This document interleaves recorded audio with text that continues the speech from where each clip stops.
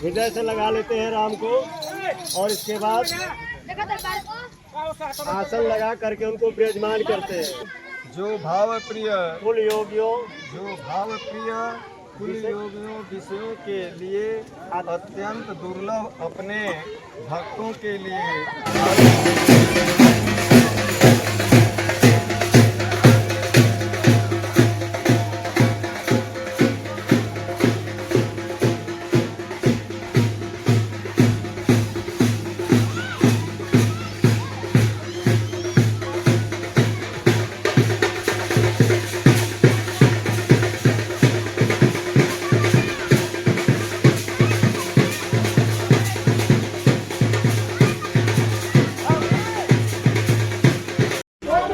तो जैसा कि अभी आपने सुना कि आज ऋषि मिलन की रामलीला होगी, जिसमें प्रभु श्री राम सर्वंग ऋषि, माता सती अनुसुईया आदि ऋषियों से मिलते हैं और उनसे तमाम शिक्षा ग्रहण करते हैं।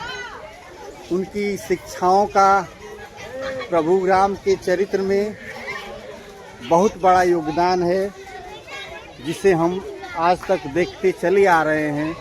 मर्यादा पुरुषोत्तम राम जितने ऋषि महर्षियों से वन गमन के समय मिले थे और उसी समय माता जानकी को भी माता सती अनुसुईया ने भी कुछ शिक्षाएं दी थी। ऐसा कहा जाता है कि माता सती अनुसुईया माँ जानकी को अपने अंग वस्त्र कुछ विशेष अलौकिक अंग वस्त्र दी थी और आभूषण भी दी थी।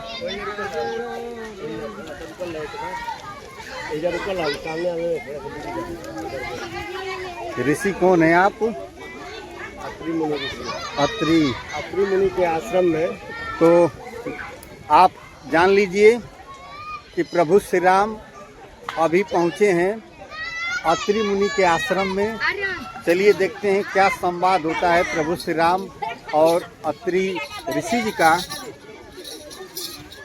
जब भगवान जानकी और लक्ष्मण जी के साथ अत्रि मुनि के आश्रम आए हैं तो मुनि जी को पता चल गया है कि प्रभु आए हैं, तो आश्रम से बाहर निकलते हैं दौड़ करके और पहले उनको प्रणाम, राम जैसे प्रणाम करते हैं वो हृदय से लगा लेते हैं। हृदय से लगा लेते हैं राम को और इसके बाद आसन लगा करके उनको विराजमान करते हैं।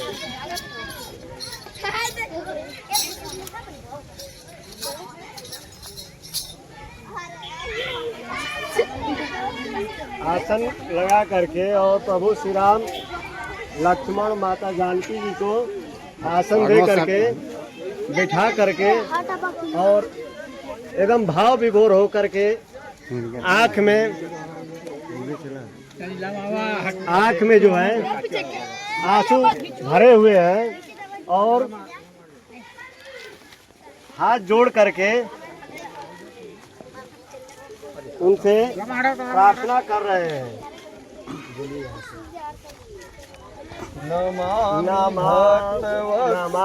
भक्तवत्सलं कृपालुशीलकोमलं भजामि ते पदाम्बुजम् अकामिना स्वधामदम् निकामश्यामसुन्दरं भवाम्बुनाथमन्दरं प्रफुल्लकञ्जलोचनं ददाति दोषमोचनम् प्रलम्बबाहुविक्रमं प्रभोकमेव वैभवं निसङ्गचापसायकं धरं त्रिलोकनायकं दिनेशवंशमण्डलं महेशचापखण्डनं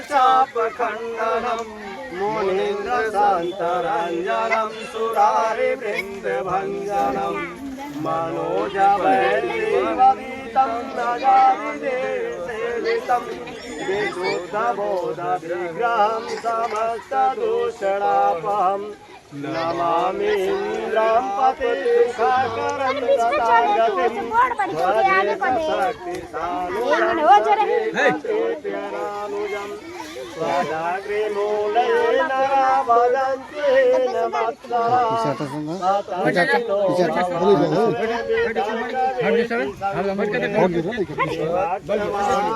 सदा भजन्ति मुक्तये मुदा निराशेन्द्रियादिकं प्रयान्ति ते गतिं स्वकम् कामेकं भूतमं प्रभु महेश्वरं प्रभु जगद्गुरुं च शाश्वतं तुरीयमेव केवलम्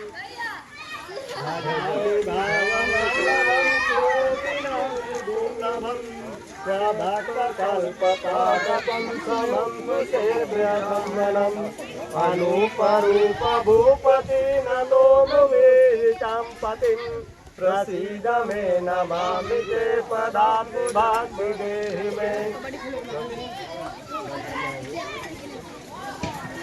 अत्रि मुनि कहते हैं कि जो भाव प्रिय कुल योगियों विषयों के लिए अत्यंत दुर्लभ अपने भक्तों के लिए कल्प वृक्ष अर्थात उनकी समस्त कामनाओं को पूर्ण करने वाले स्वयं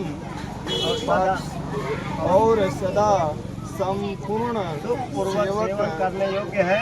मैं निरंतर आपको भजता हूँ। हे अनुपम सुंदर, हे पृथ्वीपति, हे जानकीनाथ, मैं आपको प्रणाम करता हूँ। मुझ पर प्रसन्न होइए।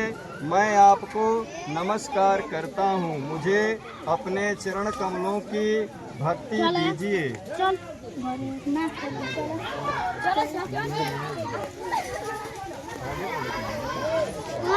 हे नाथ, मेरी बुद्धि आपके चरण कमलों को कभी न छोड़े। इतना कहने के बाद हाथ जोड़ करके एकदम विभोर हो गए हैं कि हे प्रभु, मेरा जो है आपसे हमेशा प्रेम ऐसे ही सदैव बना रहे। इसके बाद माता सती अनसुईया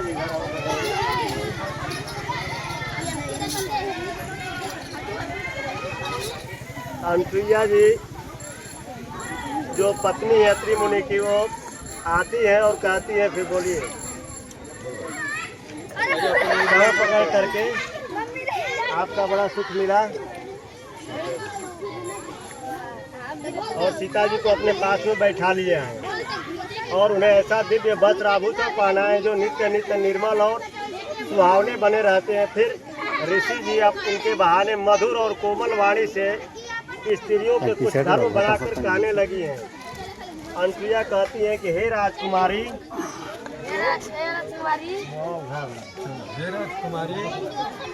सुनिए, माता पिता भाई सभी हित करने वाले हैं, परंतु ये सब एक सीमा तक ही सुख देने वाले हैं। परंतु हे जानकी, पति तो मोक्ष रूप असीम सुख देने वाला है, वह स्त्री अधम है जो ऐसे पति की सेवा न करती। धैर्य, धर्म, मित्र, स्त्री, इन चारों की विपत्ति के समय ही परीक्षा होती है।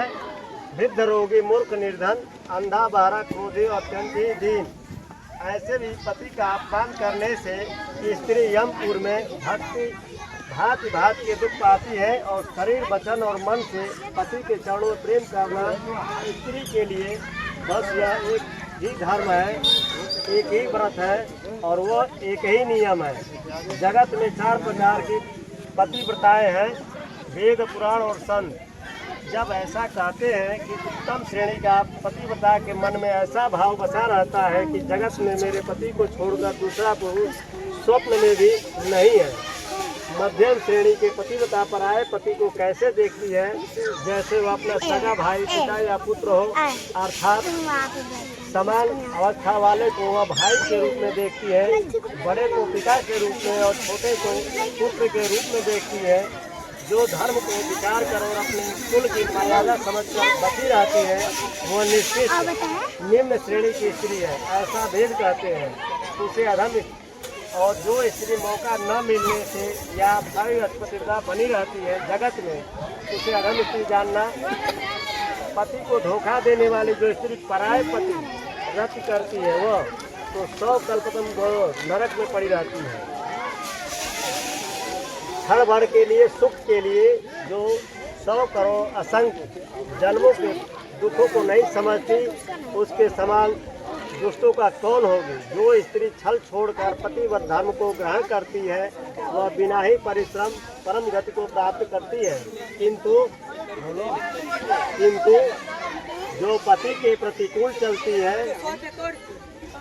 वह जहाँ भी जाकर जन्म लेती है वही जवानी पाकर भरी जवानी में विधवा हो जाती है। स्त्री जन्म से ही अपवित्र है, किंतु पति की सेवा करके वह अनायास ही सुख गति प्राप्त कर लेती है। आज भी तुलसी जी भगवान को प्रिय है और चारों वेद उनका यश गाते हैं। हे सीता बोलो, हे सीता सुनो, तुम्हारा तो नाम ही लेकर स्त्रियां पतिव्रत धर्म का पालन करेंगी। तुम्हें तो श्री राम जी प्राण के समान प्रिय हैं। यह पतिव्रत धर्म कथा तो मैंने संसार के हित के लिए कही है। जानकी जी सुन करके परम सुख पाया और आदर पूर्वक उनके चरणों में सिर नवाया। तब कृपा की खान श्री राम जी ने मुनि से कहा, आज्ञा हो तो अब दूसरे वन में जाऊं। आज्ञा हो तो अब हम दूसरे वन में जाऊं। मुझ पर निरंतर कृपा करते रहिएगा। मुझ पर निरंतर कृपा करते रहिएगा। अपना सेवक जानकर स्नेह छोड़िएगा। धर्म धुरंधर प्रभु श्री रामचंद्र जी ये वचन सुनकर ज्ञानी मुनि प्रेम पूर्वक बोल रहे हैं, ब्रह्मा शिव और सनकादिक सभी परमार्थवादी तत्ववेत्ता जिनकी कृपा से चाहते हैं, हे राम जी आप वही निष्काम पुरुषों के भी प्रिय और दीनों के बंधु भगवान हैं, जो इस प्रकार कोमल वचन बोल रहे हैं। अब मैंने लक्ष्मण जी की चतुराई समझी, जिन्होंने सब देवताओं को छोड़कर आपको ही क्यों भजा। अब मैंने ये तो तू ही बोले था, मैं क्या बोला था, तू हाल हो गई के आगे बढ़िए। अत्यंत बड़ा और कोई नहीं है, उसका शील भला ऐसा क्या न होगा।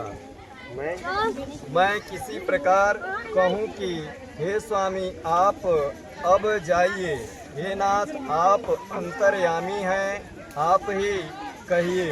ऐसा कहकर भी मुनि प्रभु को देखने लगे और मुनि के नेत्र से प्रेम आंसुओं का जल भर आया और शरीर पुलकित हो गया।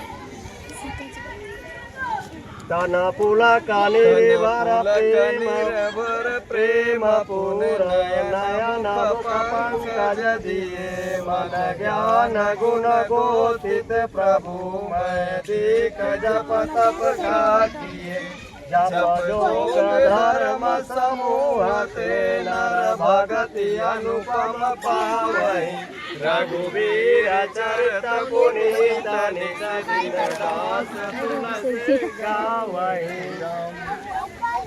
मुनि अत्यंत प्रेम से पूर्ण है, उनका शरीर पुलकित हो गया और नेत्रों से श्री राम जी के मुख में लगा लिए और उनसे विचार कर रहे हैं कि ऐसा कौन सा जब तब कहे हैं कि ज्ञान गुण और इंद्रियों के प्रभु को दर्शन पाए हैं, मनुष्य भक्ति भाव पा जाता है। रघुवीर जी के चरित्र को तुलसीदास जी रात दिन गाता रहता है। दोनों के बीच में सीता जानकी जी का सुशोभित है, जैसे ब्रह्मा और जीव के बीच माया हो। नदी वन पार्वती और दुर्गम घटिया सभी अपने स्वामी को पहचान कर सुंदर रास्ता दे देते हैं। जहाँ जहाँ देव सीधरनाथ जी जाते हैं वहाँ वहाँ बादल आकाश से छाया कर जाते हैं। रास्ते में जाते हैं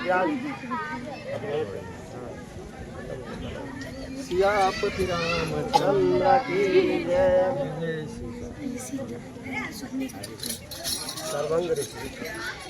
क्योंकि प्रभु श्री राम माता अनसुईया और अत्रि ऋषि से अभी मिले हैं। रामलीला का यह दृश्य आपने देखा। अब प्रभु आगे बढ़ेंगे और मिलेंगे सर्वंग ऋषि से। तो चलिए देखते हैं प्रभु का मिलन सर्वंग ऋषि से कैसे होता है और सर्वंग ऋषि से प्रभु वार्तालाप कैसे करते हैं।